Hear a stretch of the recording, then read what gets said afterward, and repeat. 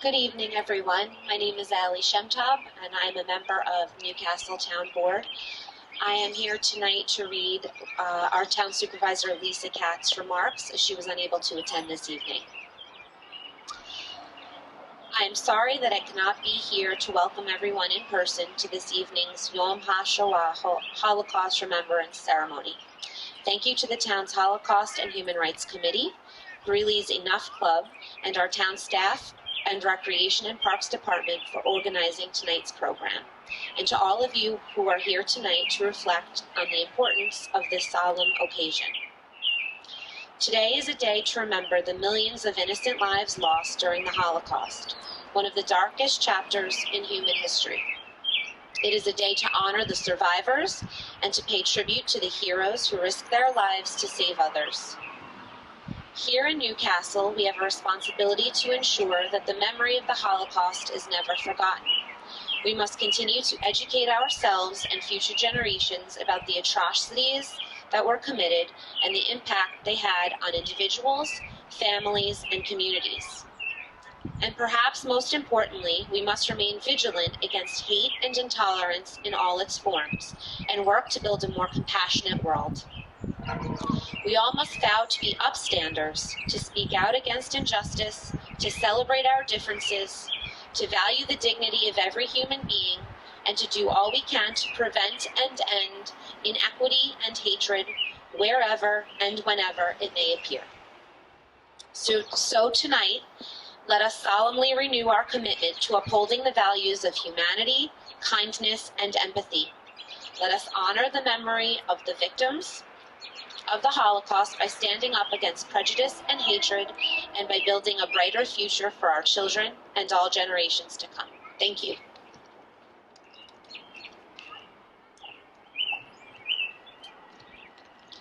Thank you, Ali.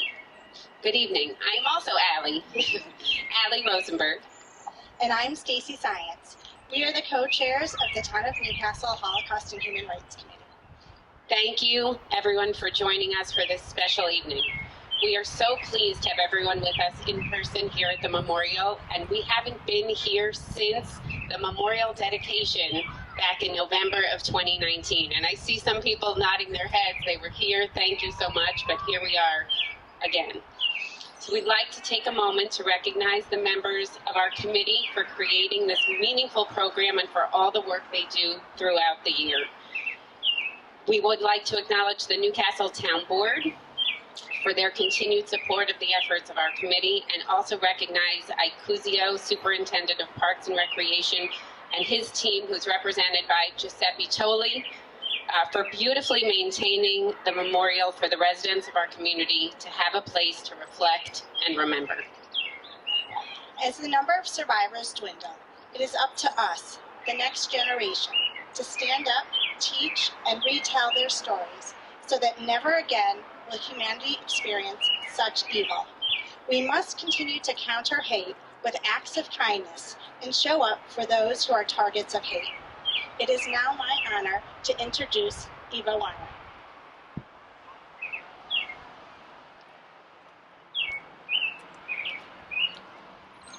Good evening. My name is Eva Weiner, and I am here on behalf of Governor Kathy Hochul, proud to serve as her Deputy Director of Jewish Affairs to commemorate Yom Hashoah.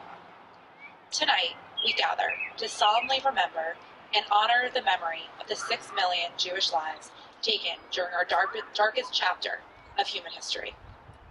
As we reflect on the atrocities of the past, we reaffirm our commitment to never forget, to honor the victims, and to ensure that such horrors are never repeated. To quote Governor Hochul, "As we pause to mourn the millions of lives senselessly stolen and vow to never let such malignant forces of hate arise again, may we all take our righteous anger and our sadness to turn it into action. Remembering is no passive act, and during these days of remembrance is a time to demand something from each of us. We not only listen to the stories of those who survived, but we heed their warning of the devastation that can be wrought when hate is allowed to fester. Because while it may look different today, anti-Semitism continues to rear its ugly head throughout the world. New York is unfortunately no exception. In the last 2 years, anti-Semitic incidents in New York City have more than doubled. Last year, the anti-Semitic assaults in New York State hit an all-time high in decades. This is not acceptable. It is why our administration, under the leadership of Governor Hochul, is wholly committed to doing everything in our power to support and protect Jewish New Yorkers. We've invested millions of dollars in a hate and bias prevention unit to tackle hate crimes at the source. We have allocated record numbers of funding for security for synagogues, community centers, and religious schools. And last August, Governor Hochul signed the Holocaust Education Bill into law so that every child who grows up in New York will learn what never forget truly means. Finally, I am proud to present a proclamation to the Enough Club and the Town of Newcastle Holocaust and Human Rights Committee on behalf of Governor Hochul, who declared this past week the Days of Remembrance here in New York State. And just to read an excerpt. Whereas New Yorkers share the vision of a better world for all humankind, built upon love and respect for one another, and we are committed to forming bridges of understanding within our diverse society, with utter rejection of all forms of hatred, prejudice, and discrimination. We remember the struggles and triumphs of our Jewish ancestors who were lost and who survived the Holocaust, and this observance is a testimony to the strength and perseverance of millions of lives impacted by one of the most tragic events in modern history, and one that carries profound lessons for all of humankind. I am proud to serve New York State, home to the largest Jewish community outside of Israel. As the granddaughter and great-granddaughter of Holocaust survivors, this is a responsibility I do not take lightly. May we continue the legacy of courage, of standing up to evil, to make sure the words never again truly mean something. Thank you. Thank you, Eva. It is our honor now to introduce Deputy County Executive Ken Jenkins.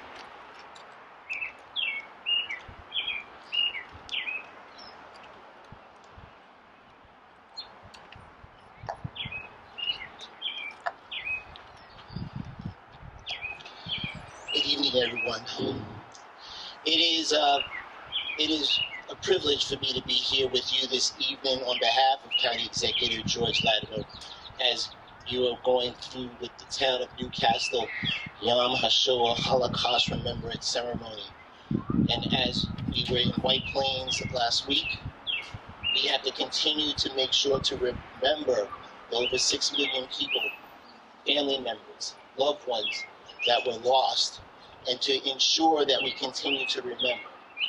And to have our young people to continue to remind us that we all need to continue to work so hard together to make sure with the enough community to stand up and stand strong and be upstanders, to allow all of us to continue to realize that we need to stand together in this time when there continues to be, unfortunately, more incidents of anti-Semitism, but more incidents of a lot of things. And the reasons that we stand together will be the things that will keep us strong, not just here in Newcastle, throughout the county of Westchester, but also throughout the United States. So again, on behalf of our county executive, to be here with all of you this evening, to make sure to recognize, remember, and to continue to move forward without forgetting, so we can always never forget. Thank you so much.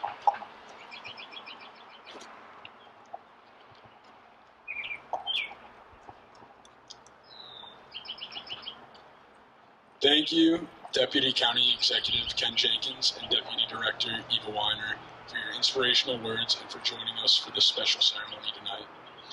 Thank you, everyone, for joining us tonight for our 4th annual Yom Hashoah Holocaust Remembrance Ceremony. My name is Jack Rosenberg. And my name is Elliot Simons. We are the co-presidents of the Enough Club. We'd like to recognize and thank our advisor, Helen Harrison, and all of the members of the club for all of the work that they have put in this year and will continue to put in for the years to come.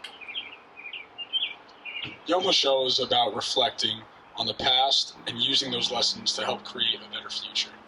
Today, acts of hate and anti-Semitism are at all-time highs. As students, we know it is our responsibility to stand up and do what we can to create a community of understanding. The mission of our club Enough, which stands for Educate Now on Understanding Genocide and Hate, is to empower students to stand up to all hate and to develop a community of acceptance through the education and the understanding of people's differences. Elie Wiesel once asked, why write the memories of the Holocaust? Why share the experiences of the Holocaust? For the dead, it is too late. His answer, because it is never too late for our children. Next, I would like to introduce Pat Pollock and Rhonda Reagan, members of the Town of Newcastle Holocaust and Human Rights Committee, Robin Kiles, and Enough member Eva Millerman, who will announce the winners of the 4th annual Writing and Arts Contest for Holocaust Remembrance. The contest is an opportunity for students to reflect and apply the lessons of the Holocaust into their lives today.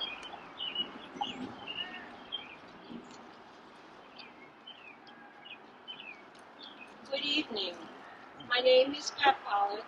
I'm a longtime resident of Chappaqua, a former nurse at Bell School, and a very proud member of the Holocaust and Human Rights Committee. I have the honor of working with these incredible leaders, Stacy and Allie, who direct us and guide us, and who are committed and dedicated, and it's a privilege to work also with the students of Enough. This is our 4th Holocaust and Human Rights Writing and Arts Contest. Once again, the submissions by the high school and middle school students were exceptional. We received artwork, poetry, and essays that conveyed students' emotional understanding of what survivors experienced during the Holocaust, how those experiences are relevant to today, and what it means to be an upstander. Judging was based on creativity, style, originality, and thoughtfulness. The winning entries are set up for you to view in the gazebo following tonight's ceremony. To read the winning essays, please go to the Town of Newcastle Holocaust and Human Rights webpage on mynewcastle.org. Good evening. I'm Rhonda Regan, and I am a longtime resident of Chappaqua, living here for more than 26 years. My daughters went through the whole school system, Roaring Brook, Bell Middle School, and graduated from Horace, Greeley High School. I'm the current president of Temple Beth El in Chappaqua and a proud member of the Holocaust and Human Rights Committee for the last 4 years. It is my honor tonight to announce this year's high school essay contest winners. I ask that when I announce their name, they come up so that they can receive their prize. So the winners of the high school essay contest are honorable mention, 10th grader Rebecca Adler.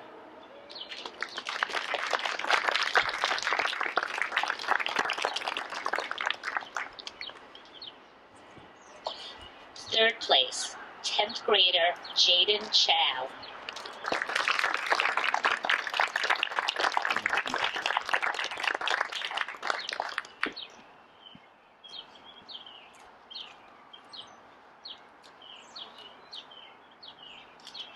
Second place, 10th grader Rebecca Jang.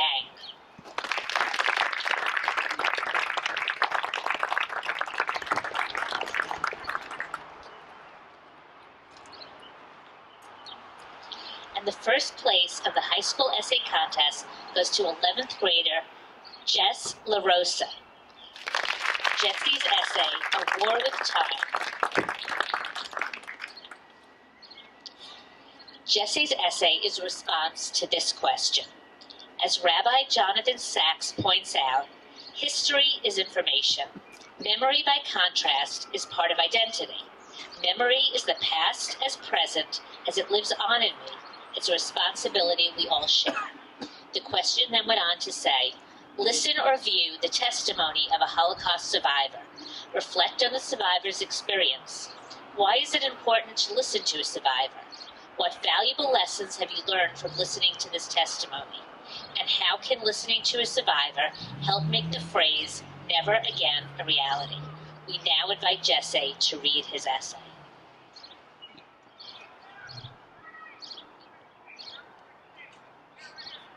A War with Time. You are a student in school.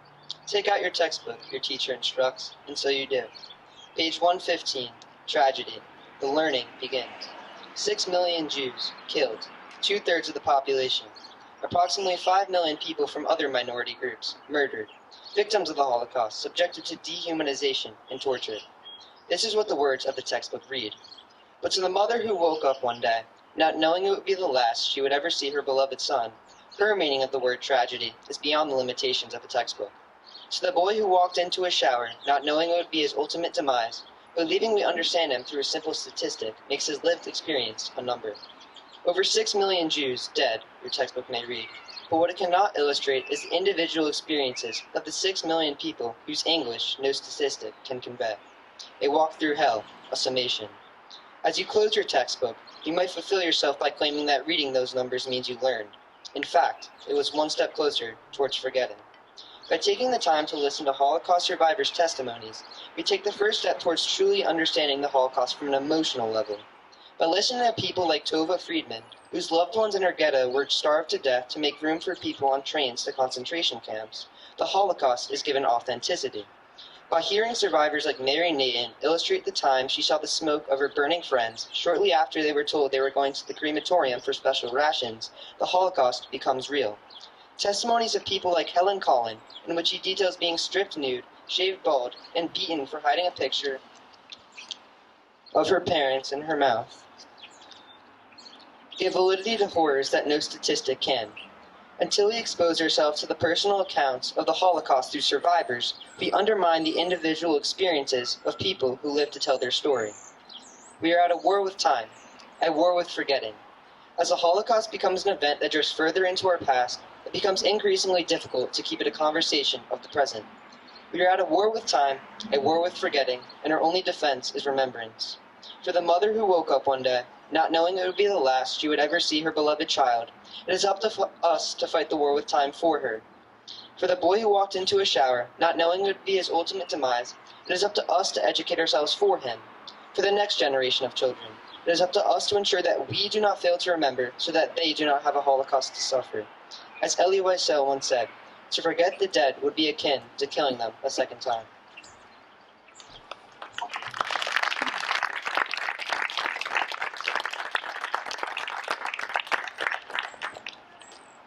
The winners of the high school art contest are third place, 10th grade, Rebecca Adler.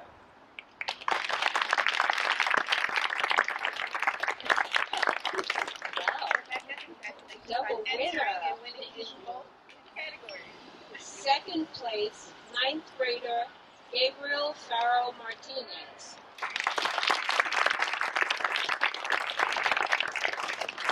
And the first place of the high school art contest goes to 9th grader Allison Gordon. We invite Allison, please read the statement and share her article. Yes, everybody.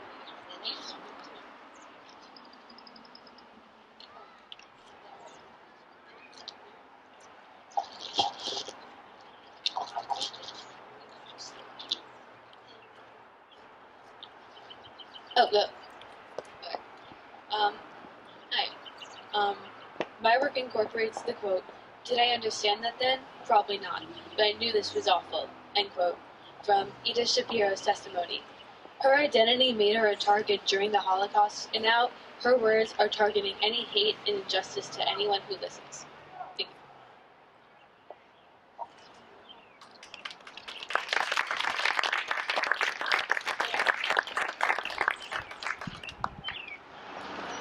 My name is Robin Kiles, and My name is Eva Millerman, and we are members of NET. Eva and I are honored to announce the winners of the Middle School Essay and Art Contest. The winners of the Middle School Essay Contest are Honorable Mention, 6th grader Talia Goldner.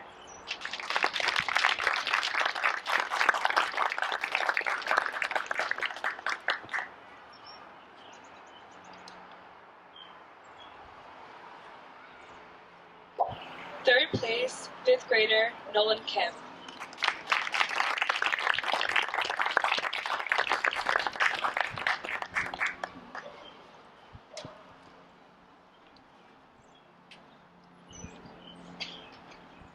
Second place, 8th grader Chani Nayudu.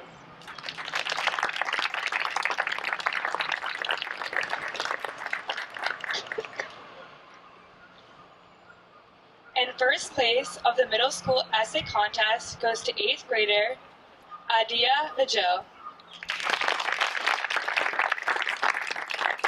Adia's essay, titled Nicholas Winton, a Hero, is a response to this question: what does it mean to be an upstander? We invite you up to read your essay.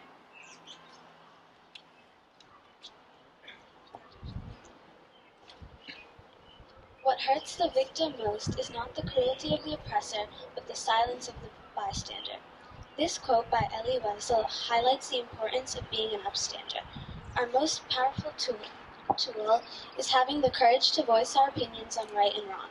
In an era where violence and prejudiced views are unfortunately becoming more common, the importance of upstanders in society is only increasing. It is our responsibility and our burden to fight for justice, as our future is dependent on our ability to take action at this moment. Motivated by Nazi Germany's anti-Semitic ideology, the Holocaust, or the genocide of European Jews, led to the deaths of over 6 million Jews from 1933 to 1945. It became increasingly difficult for Jewish families to live normal lives as new laws were passed which restricted everything they could do.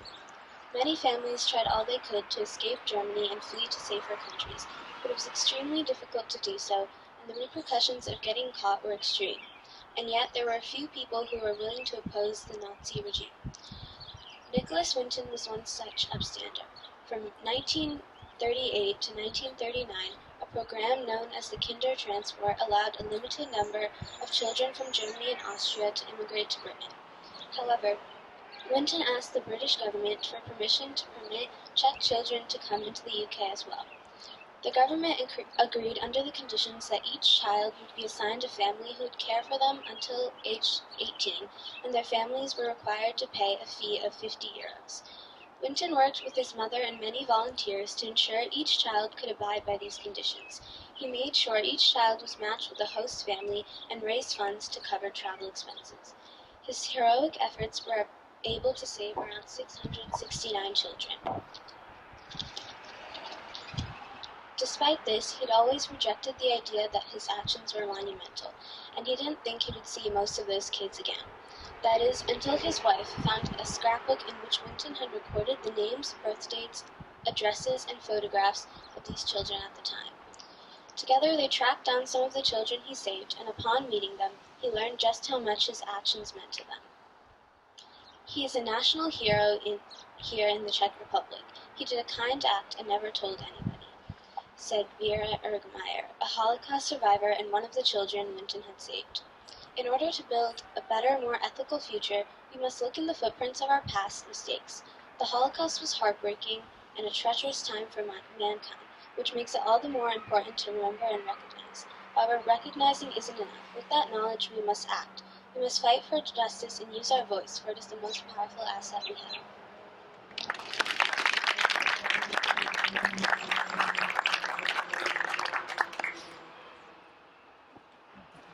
The winners of the middle school art contest are honorable mention 5th grader Ananya Menu.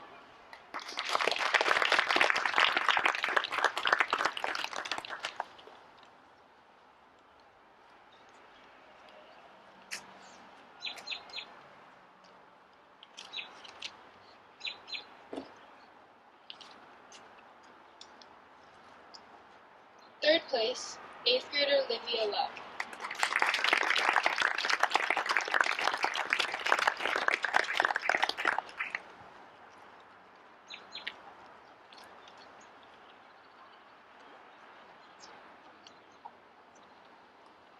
Second place, 7th grader Eva Sharp.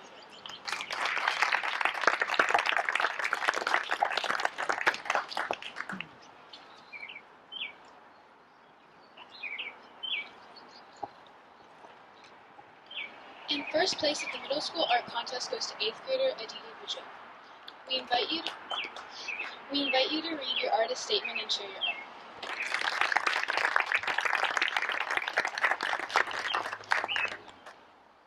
Also, congratulations to the twins. Both of you guys won.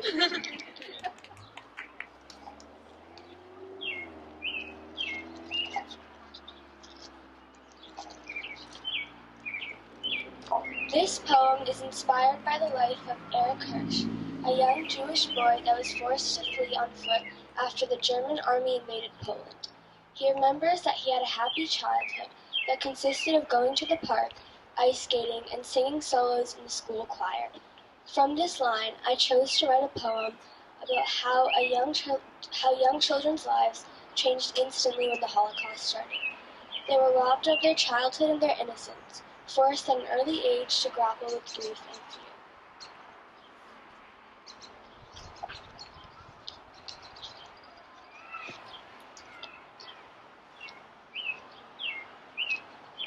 Parks and ice skating. His own memories haunt him, like an ancient story read at night. A utopia, a fantasy, a fairy tale, a paradise. A day and night when the grass was green, hours filled by parks and ice skating. The breeze tickling the trees, the clouds blanketing the sea. This life, was it ever reality? His legs carry him, gliding softly through the night, as he leaves his remnants chillingly behind. Though everything aches and everything pains, he keeps running with his heavy chains.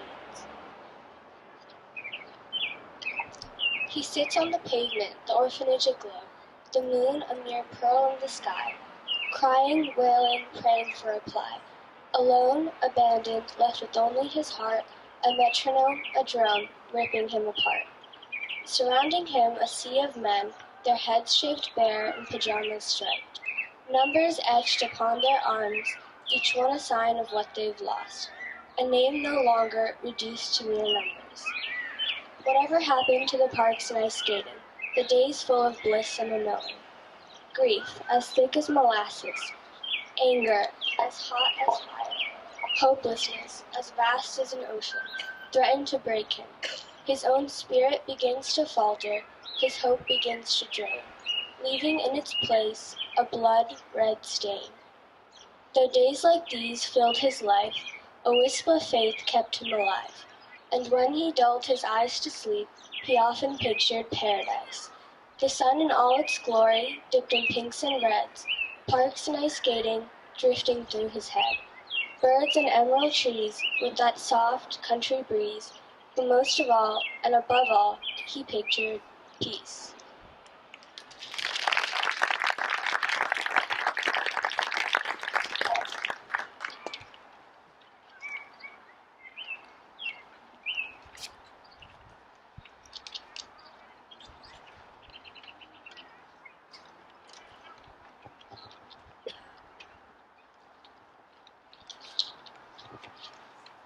Hi, my name is Jared Sines. I'm a member of the Enough Club in a 9th grade at Horace Greeley High School. As a great-grandchild of 2 Holocaust survivors, I am honored to stand here with Enough Club advisor, Ms. Harrison, to introduce our keynote speaker, Holocaust survivor, Arlette Baker.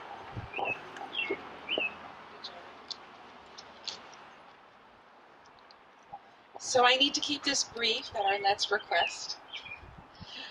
Arlette Baker was one of the first friendly faces to greet me when I started teaching at Bell in 2001, the week before 9/11. She was a notably elegant presence, impeccably dressed, with beautiful scarves tied around her neck, just as tonight, just as you can see, and a delightful French accent. I'm wearing one of my mother's scarves in her honor tonight. At some point, she told me she was a Holocaust survivor.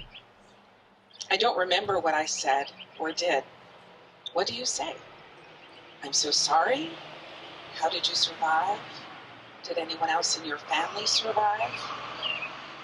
How do you ask someone to talk about what has to be the most painful time in her life? But we want to know. We want to bear witness, to hear your story and carry it in our hearts and share it with others. I may not have asked then, but I'm very grateful to have the opportunity to hear Arlette's story now.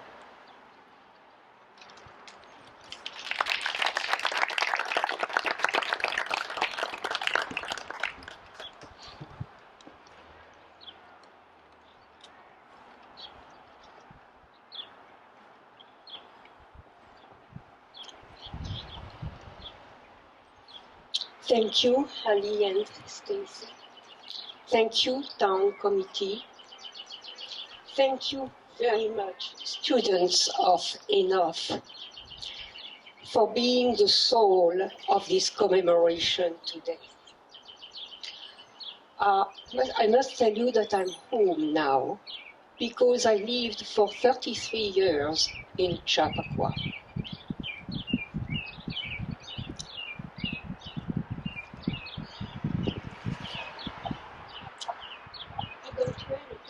I don't wear a tattoo on my arm, but my life has been shattered. I did not go to a concentration camp, but my life has been shattered. That's nice. Yes. And I have not been to a death camp, obviously, but my life has been shattered. I must tell you first that in France there were Jews for centuries and centuries.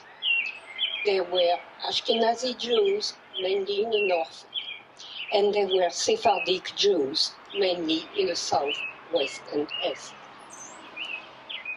On my father's side, my father was an Ashkenaz from northeast France, from Alsace.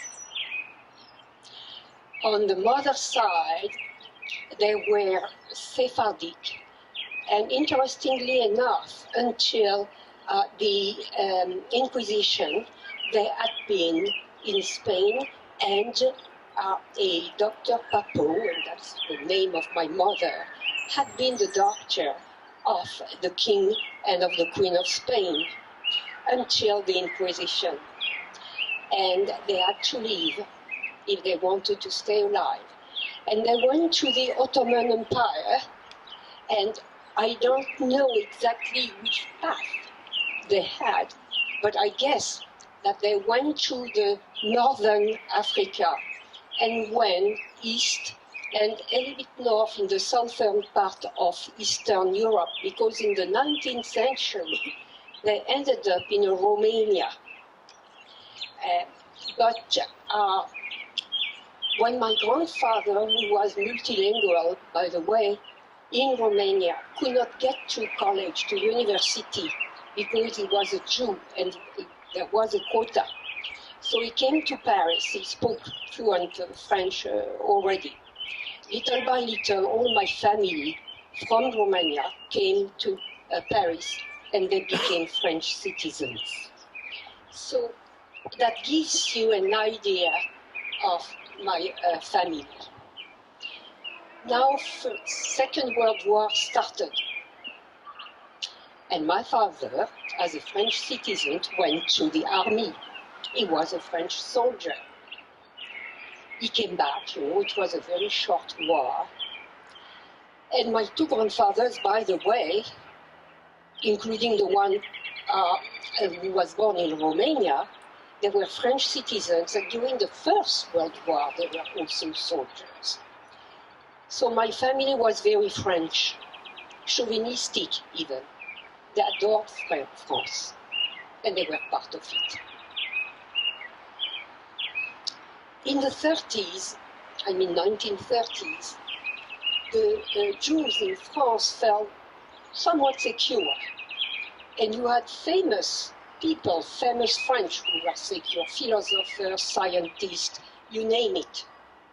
Even the first minister of France was a Jew in 1938, Léon Blum. So here is my family, assimilated, bourgeois. My mother was 33, my father was 32. He was the CEO of the company he had started that was glass frames. My mother did not work, she took care of me. We had a beautiful apartment. We had a maid. I'm not boasting, but you will see why it's so important. It saved my life. And I was a happy little girl, I was 4. I did not know exactly what happened around me, but I knew it was difficult times. It were difficult times, that's all I knew. On December 28, 1942, there was a party at my home. And mind you, we, the French, did not have much food because all the food went to Germany, of course. So we did not have much to eat. However, I remember a table with food. And my family, my uncle, my aunt came.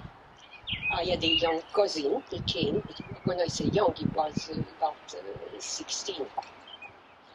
And gifts were given, and I was given a doll, a new doll. We were very happy, singing. My mother was playing piano. They were dancing. That was the last day of my childhood, my last day of real happiness. Because 2 days later, on December 30th, 1942, in the morning, when my father was ready to go to work, by the way, Jews could not work as doctors. I had a doctor in my family, he became a nurse. Lawyers, Jewish lawyers, could not be lawyers any longer. They became clerks. And CEO could not stay CEO. My father had to sell his company to a non-Jew. But on that day, 30th of December, 1942, he was all clad in his three-piece suit. My mother was already all elegant. She had bathed and dressed me. It was a morning like every morning, except that we heard banging at the door. We did not know what was happening.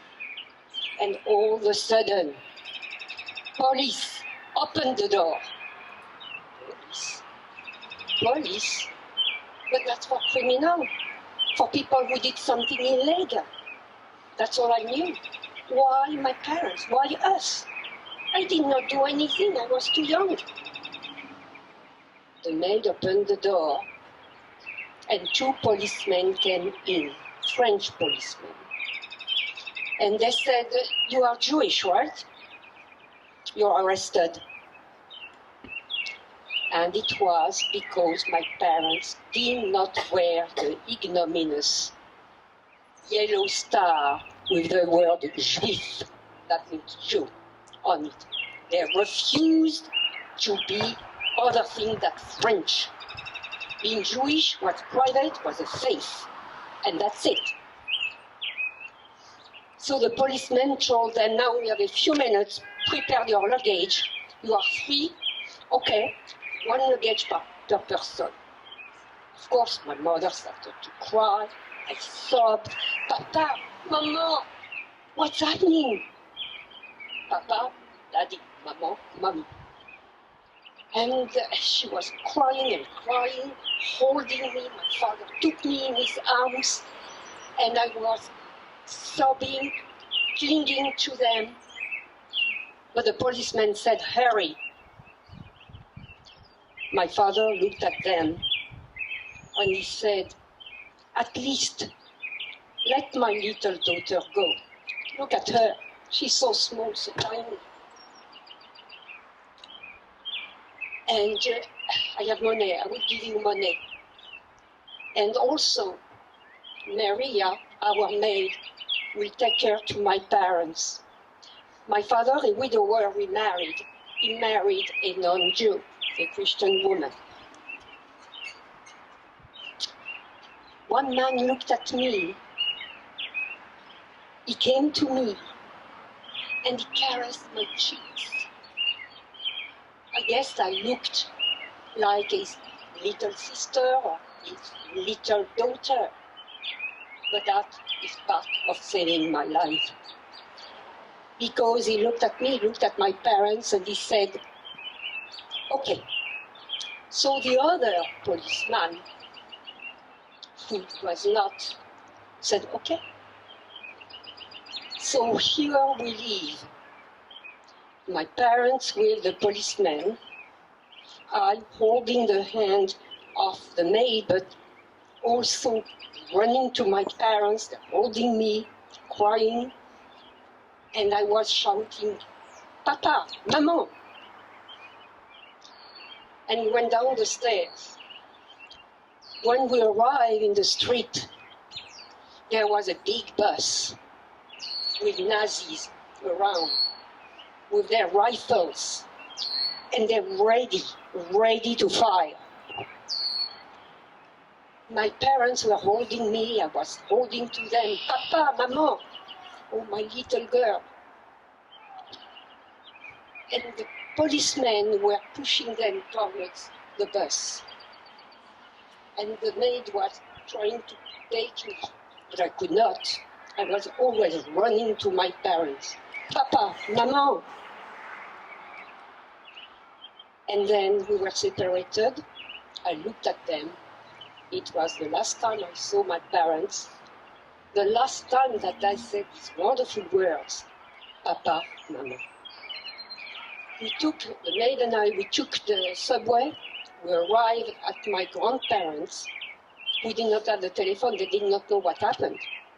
But they realized, and the maid left running. And now started another, I cannot say life, it was not life, but it was survival, with hope and despair.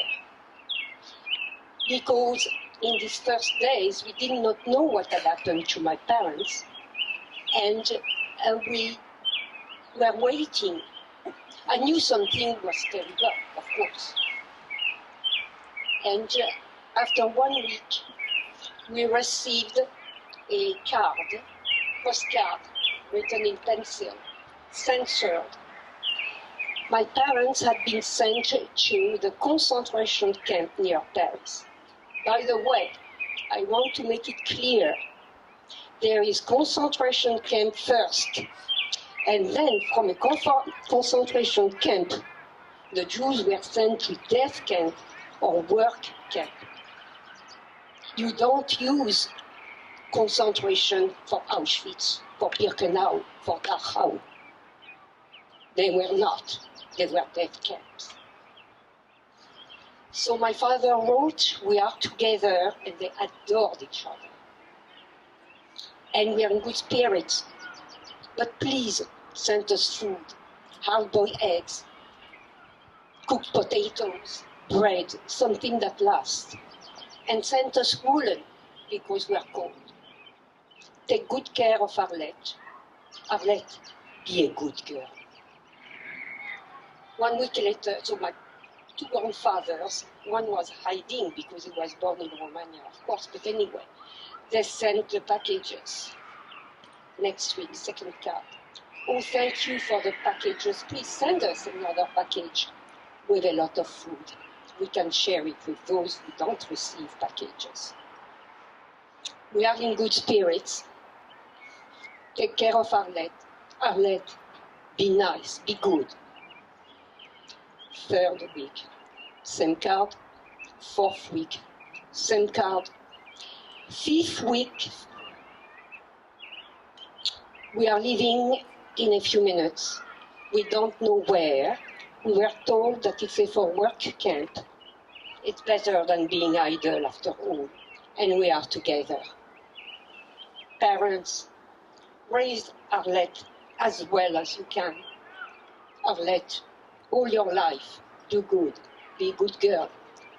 And when you are old enough to go to school, work well, be a good student. And then silence, silence. Hope and despair again. We were trying to have news. When I say we, of course, it's my grandfathers and my grandmother. And there we were living under the Nuremberg laws, as I told you. That means that my grandfathers had a curfew. They could not go out between 8 p.m. and 6 p.m. in the morning, 6 a.m. in the morning. They could not sit down in a public place, not for the Jews. If they needed to buy food, they had to go during 1 hour in the afternoon, when, of course, the shops were depleted. But when I was with my grandmother, of course, I could do anything. When we were taking the bus or the train or the subway, Jews had to go in the back. But when I was with my grandmother, I could do otherwise. In 1945, when France was liberated from the Germans, survivors came back at the Hotel Lutetia in Paris, and every day my grandparents were going to Hotel Lutetia with hope. But they were coming back empty-handed without my parents. And they did that as long as survivors came back. My parents never came back. And I always had the hope that one day they will come back because they were so smart. They had found something, a way to come back. Even as an adult, I know it sounds stupid, but it was how I was feeling. Until one day, you have heard maybe of the Spielberg Shoah organization. They were interviewing survivors. And for some reason, my late husband said, you have to call them. I said, no. I did not go to a death camp, to a work camp. I am not interested. He dialed the number, it's now you speak. And I mentioned what happened. And they said, well, we'll see and they will call you. And 1 month later, I had a call. We are interested in you because you're younger and because you speak English properly. We will be interviewing you. An interviewer will come. And again, I said, oh. 1 week later, an interviewer called me and she wanted a pre-interview because I was different from the others. I said that because she had access to papers. And it's then I saw, black on white, written, that yes, my parents had been sent to Auschwitz on the 13th of February 1943, but we don't know when. As soon as they arrived in Auschwitz, they have been gassed. So of course, yes, I had a closure, but I was grieving. I still am grieving. And you see, I'm a woman now, but I'm 4 years old. I am 30 years old. I am 50 years old. And I still now think about them. I speak to you today, but soon it will be your duty to speak. Because if you don't speak, they will be forgotten, and you give them a second death. But I have to tell you that, yes, today I am emotional. But in my life, and I am a joyful woman, because they gave me life twice. Because life is a daily gift for me. Because they have not completely disappeared. Their DNA is in me. Their DNA is in my children, in my grandchildren. They are alive. I think they are with us. A few days ago, I spoke in Canada, in Victoria. It was raining. And when I said these last words, all of a sudden, the sun came. They were there.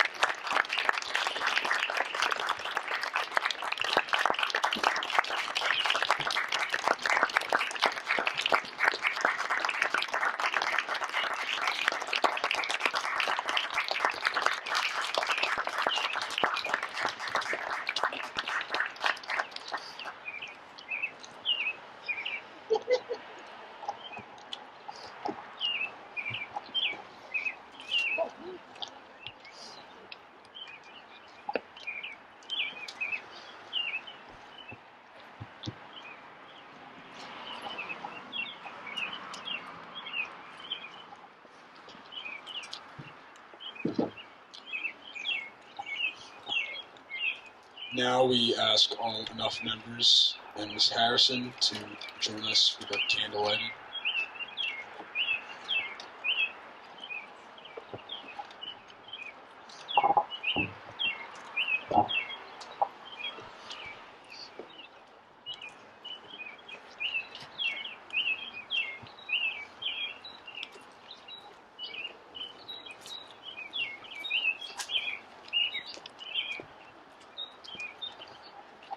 Mrs. Baker, thank you for sharing your incredible story with us this evening. We are now witnesses of your story, and we will never forget. Tonight we will light 7 candles. We light 6 candles in memory of Mrs. Baker's family and the 6 million Jews who were persecuted and murdered simply because of who they were and what they believed. We light a seventh candle in memory of the millions of other groups of men, women, and children who were discriminated against by the Nazis and who perished by their hands. The communists, the Roma and Sinti, the LGBTQ+ community, the disabled, and all those who dared to oppose Nazis.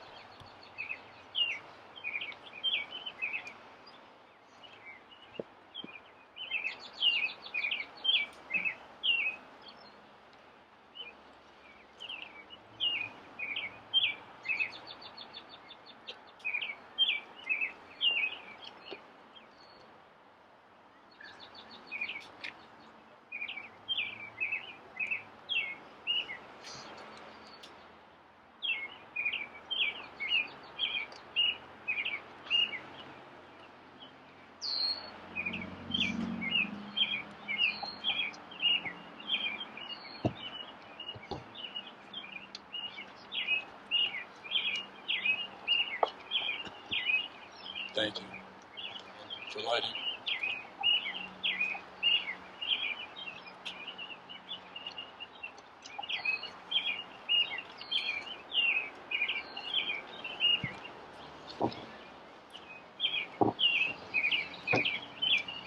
Please rise.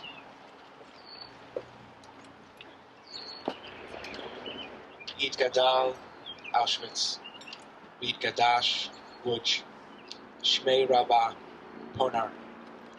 Bi'ama Divra, Kirutei, Abiyar. Bi'amlich Malchutei, Majdanek. B'chayechon, B'yomechon, Birkenau. B'chayei Techol Beit Yisrael, Kovno. Bagala, Vizman, Kariv, Janauska. B'imru Amen. Yehei Shmei Rabbah Mevorach Le'olam Umei Amaya. Yibarach Yishtabach Theresienstadt. Yitba'ar Yitramam Buchenwald. Yitnaseh Yitadar Treblinka. Yitalev Yitalal Vilna. Shmei Gudisha Bergen-Belsen. Richu Le'ela Mauthausen. Min Kol Birchata B'Shirata Dachau. Tush Bechata B'Nechamata, Minsk. Damiran Bi'alma, Warsaw. Yimru Amen. Yehei Shlama Rabba Min Shemaya. B'Chaim Aleinu B'Al Kol Yisrael Yimru Amen.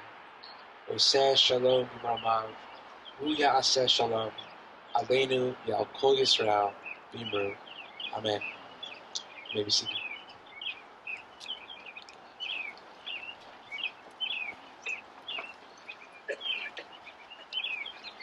Thank you, Rabbi Brusso. We now welcome Cantor Ines Kaputinsky from Temple Sherei Tefillah.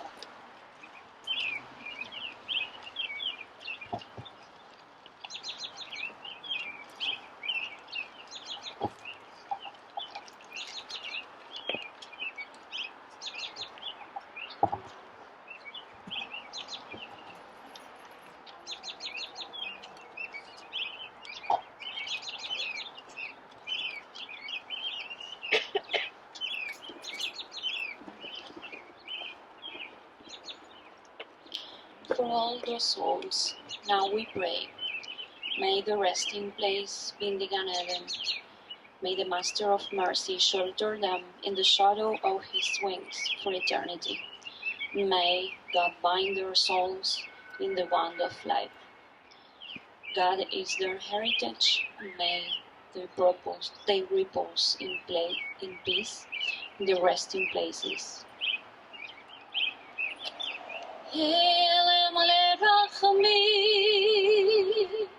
shochan b'merumim, hametzem menucha nechona, al kanfei shechina, b'malot kdoshim u'teurim, ke'zor rakia, mazrim et nishmat, achinu b'nei Yisrael, הקדושים והטהורים שנפלו בידי רוצחים ונשפך דמם והאושוויץ מדנק טרבלינקה ובשאר המחנות ושמעת באירופה שנהרגו, שנשחטו ושנשרפו ושנטבעו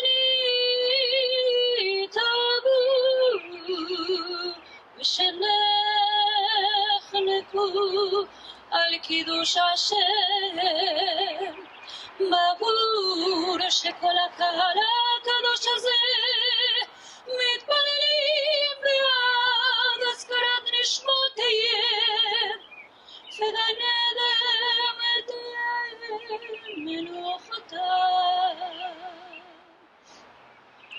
לכן ברחמים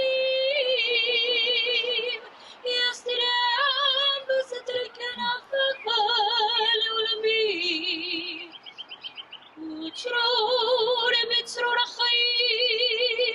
את משמותיו. אדוני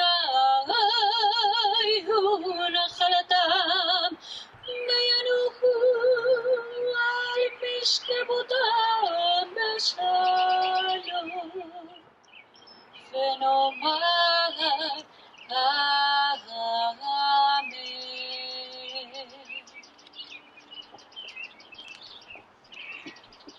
Thank you, Canterness. That was beautiful. Please welcome the Reverend Dr. Martha Jacobs, the Reverend Alan Christopher Lee, and Reverend Merle D. McJunkin, who will lead us in a reading.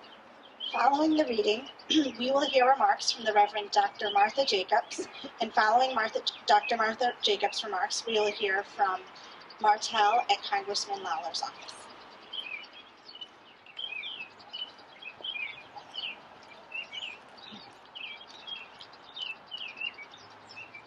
The poem First They Came by Pastor Martin Niemöller.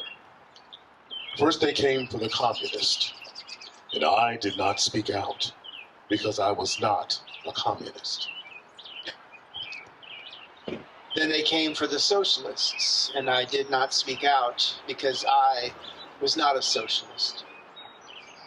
Then they came for the trade unionist, and I did not speak out because I was not a trade unionist. Then they came for the Jews, and I did not speak out because I was not a Jew. And then they came for me, and there was no one left to speak out for me. I am grateful for the opportunity to take a moment or two to speak. I ask to be able to do this because hatred has become so prevalent in our society and in our world. Rabbi Jaffe was unable to be here this evening, and so I'm speaking some of this on behalf of both of us. Since Rabbi Jaffe's arrival in Chappaqua, the two of us have worked together to find ways to better understand our religious similarities as well as our differences. It's been a wonderful relationship that I have highly valued. As co-chairs of the Chappaqua Interfaith Council, we've tried to support religious freedoms and acknowledge the losses and violence that have happened throughout our country and world, especially over the last several years. Last May, Rabbi Jaffe and I traveled together to Israel along with a group of rabbis and Christian clergy sponsored by UJA and the Westchester Jewish Council. Our cohort of 16 spent time getting to know each other and sharing the meaning of our faith. During that trip, we went to Yad Vashem, the World Holocaust Remembrance Center. We walked together through that deeply moving, deeply troubling, and deeply hallowed place. I came out of the children's memorial weeping. I was held by one of my new rabbi friends, and we prayed the mourners' Kaddish together along with our colleagues. So I've spent a lot of time processing my really deep-seated sadness and why I had such a strong visceral reaction, not only to the children's memorial, but to our time together in Israel. And I know that part of it has to do with the hatred and divisiveness and an inability on the part of many people to recognize the good in people who are different, instead of demonizing them because of those differences. That has become clearer and clearer in the past several years as we have witnessed the dramatic increase in violence towards anyone who does not look like nor believe in what some think should be the religion and the look of people from the United States. One of the most troubling aspects of these acts of hatred, and especially those aimed at our Jewish friends, is what it is teaching our children. And I am so grateful that enough is here and that there are so many young people here this evening, because guess what? It is up to you to ensure that this hatred stops. My Christian beliefs and what my church, FCC, stands for is acceptance of all people and the freedom to believe as one chooses. Acts of anti-Semitism continue to strike at the very heart of why we are here this evening, to never forget how hatred and fear and believing that one group of people is better and should be more dominant and able to eradicate another group irreparably harms our world. We will not be silenced, but will continue to speak out against hatred in all of its forms. As in the reading we just did, when we don't speak out against hatred against one group, eventually there will be no one to speak out, except those who believe that they are better than everyone else. Dear friends, we cannot ever allow that to happen. I know that my God would not accept my keeping quiet when hatred rears its ugly head. And I pray that all of us will find the courage to speak out whenever we see injustice and hatred. Further, that we will work to ensure that anti-Semitism and hatred in all of its forms does not ever have the last word. Rabbi Jaffe and I will continue to work together to ensure that in this community, anti-Semitism and intolerance of any kind do not have the last word. Love and acceptance of all people must prevail. Thank you so much for allowing me to speak this evening.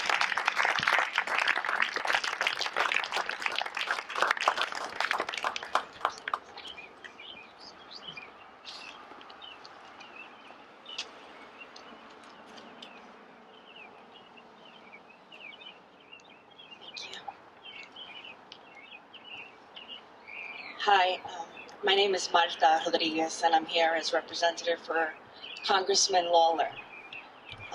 I'm going to read the congressional proclamation that he has presented, but personally, I just want to say I was raised up in Borough Park, Brooklyn, but events like this really help me understand more of the past, and thank you to our guest speaker for your words.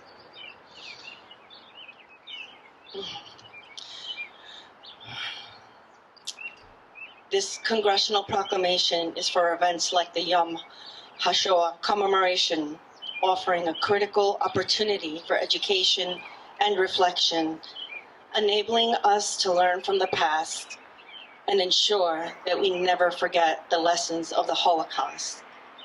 The students of the Enough Club and the Town of Newcastle Holocaust and Human Rights Committee have worked diligently to organize this important event, bringing together members of our community to honor the memory of the victims of the Holocaust and to promote greater understanding and tolerance. Thank you. Thank you so much. We now call upon some members of Enough to come with some concluding remarks.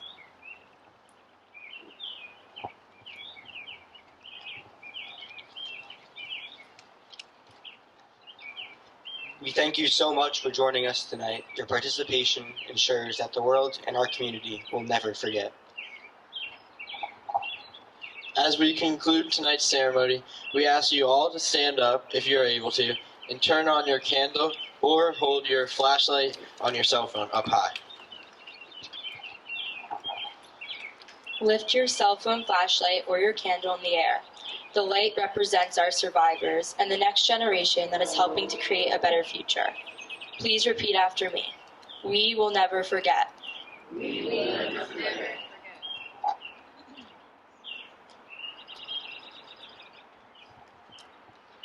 We thank you for joining us tonight to remember.